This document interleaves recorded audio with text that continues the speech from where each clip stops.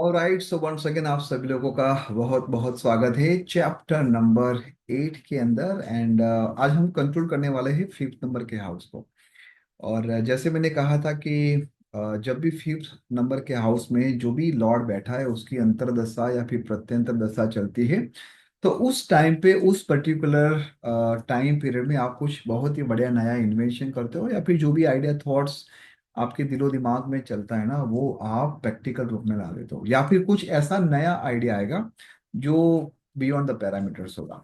तो एक बार मैं कंक्लूड करना चाहता हूँ कि फिफ्थ नंबर का हाउस हमने इंटेलिजेंस के साथ कनेक्ट किया। हमारे बुद्धि को वो सही मार्ग में ले जा रहा है या फिर गलत मार्ग पे ले जा रहा है, वो हमारे फिफ्थ नंबर हाउस के अंदर जो लॉर्ड बैठा है वो डिसाइड करता है। तो हम सब लोग एक काम करेंगे आज। जैसे मैंने ऑलरेडी एक टास्क बताया था, आप लोगों ने काफी कम लोगों ने उसके ऊपर काम किया। आज मैं इसी वीडियो के अंदर टेलीग्राम की एक लिंक नीचे डाल दूंगा, आप सब लोग वहां पर ज्वाइन कीजिए। आप लोगों के केस स्टडी आप लोग वहां पर शेयर कीजिए। I will just cross check and again will let you know कि उसको कैसे ठीक करना है। जैसे मैंने आपको सिंपल कहा था कि अगर फिफ्थ नंबर के हाउस में 11th लॉर्ड आके बैठ गया तो क्या करेंगे, तो वो आपकी बुद्धि को कौन कंट्रोल करता है? आपके फ्रेंड्स, आपका जो सोशल सर्कल है वो आपको कंट्रोल करता है। अगर 12th नंबर का लॉर्ड फिफ्थ नंबर में आके बैठ गया तो क्या होगा, है ना? और मजे की बात यह है कि जब आपको ये पैटर्न्स पता चलेगी, आप आपके लिए, आपके बच्चों के लिए कैसा एटमोस्फियर क्रिएट करोगे कि किन लोगों के साथ एक्चुअली आपको रहना चाहिए, जो आपको सही में आपकी बुद्धि के लिए। क्योंकि देखो, पैसा कहाँ से आएगा?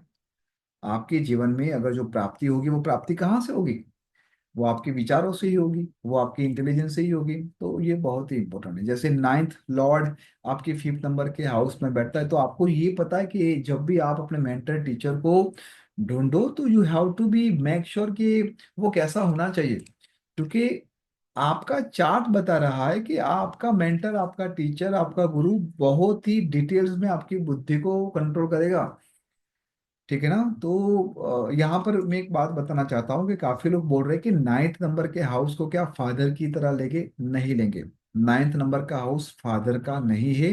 10th नंबर का हाउस फादर का है। नाइन्थ नंबर का हाउस जो है वो एंसेस्टर का है, मतलब जो लिविंग नहीं है, जो ऊपर से हमें ब्लेसिंग दे रहे उनका है। तो इस बात को क्लियर कर दो। और दूसरा, मैं आप लोगों को रेमेडीज के बारे में बताना चाहता था, लेकिन मैं चाहता हूँ कि एक बार लाइव हमारा क्लास हो आपके साथ। और लिंक मैंने टेलीग्राम की बता दी है, क्योंकि जब भी आप रेमेडीज करते हो ना, तो रेमेडीज दो प्रकार से होती है। एक रेमेडीज होती है लिविंग थिंग और दूसरी होती है नॉन लिविंग थिंग। आपको कैसे पता चलेगा कि आपकी रेमेडीज या तो लिविंग थिंग्स के साथ करना है या फिर नॉन लिविंग थिंग के साथ करना है? तो उसके लिए थोड़ी आपको प्रैक्टिस करनी पड़ेगी, और मैं चाहता हूँ कि जब लाइव क्लास में आओगे आपको मैं प्रॉपर तरीके से समझा पाऊंगा। किसी ने कहा था कि सर, आपने कहा था कि 7th नंबर का लॉर्ड अगर फिफ्थ नंबर के हाउस में आता है तो क्या वो हमारे अ, मामा को, हमारे मामा भी उसको कंट्रोल करते हैं? बिल्कुल, आपने डायरेक्टली इनडायरेक्टली ऐसे देखे जाए तो ऑब्जर्वेशन आपका सही है, बट डायरेक्ट आपके मामा नहीं, क्योंकि आपके मामा का जो हाउस है ना वो 6 नंबर का है। या फिर आप ऐसे समझो कि आपके फर्स्ट नंबर के हाउस से 3 नंबर का हाउस आपके सिबलिंग का हुआ, तो 4 नंबर से 3 नंबर हाउस, 4 5 6 6 नंबर का जो हाउस है हुआ वो आपके मम्मी के भाई का हुआ। तो 7 नंबर नहीं, 6 नंबर का जो हाउस है वो आपके मैटरनल अंकल का कंसिडर किया जाता है। लेकिन अगर आप बोलते हो कि मामा की फैमिली कंट्रोल करेगी, तो बिल्कुल वो आपके मामा की फैमिली 7 नंबर के हाउस के साथ कनेक्टेड है।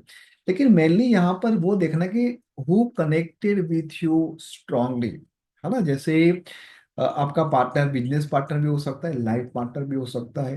तो उस वो आपकी बुद्धि को कंट्रोल करता है, उसका मतलब ये नहीं है कि वो आपको अपने हाथ उंगलियों से नचाएगा।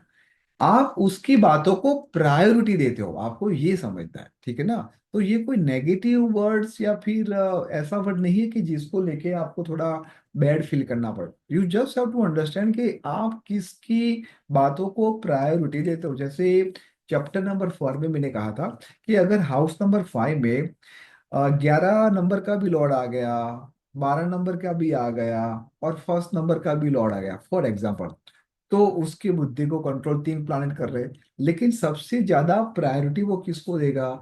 जिसकी डिग्री सबसे हाईएस्ट लेवल पे है। ठीक है, ये बात आप लोगों को ध्यान रखना है।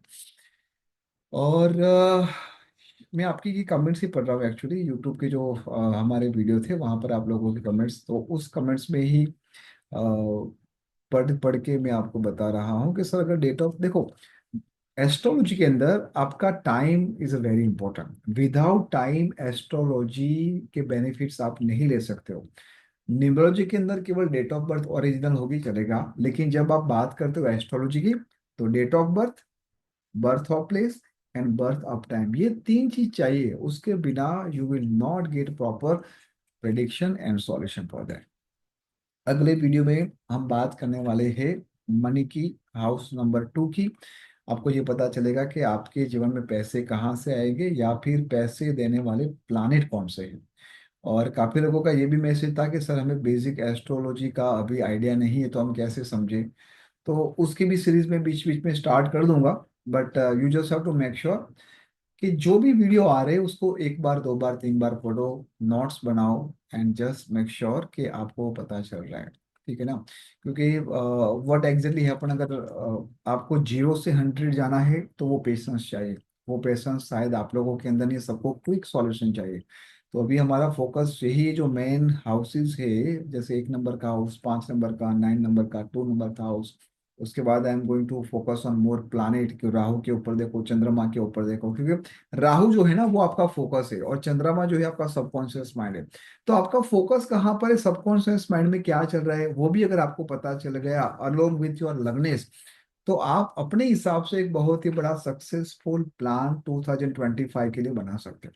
ठीक है, तो बहुत सारी चीज एस्ट्रोलॉजी से पता चलेगी कि आप प्रोडक्ट बेस्ड सर्विस लोगे, नॉर्मली कंसल्टेशन सर्विस दोगे, आपको प्रोडक्ट बनानी चाहिए नहीं बनाना चाहिए। Everything only and only possible through the astrology. So once again thank you so much, and इस वीडियो के अंत में यही कहूंगा कि do not forget to click on the subscribe button. और ऐसे ही हम नॉर्मल तरीके से एस्ट्रोलॉजी को सीखने वाले हैं। Once again thank you so much and stay bless.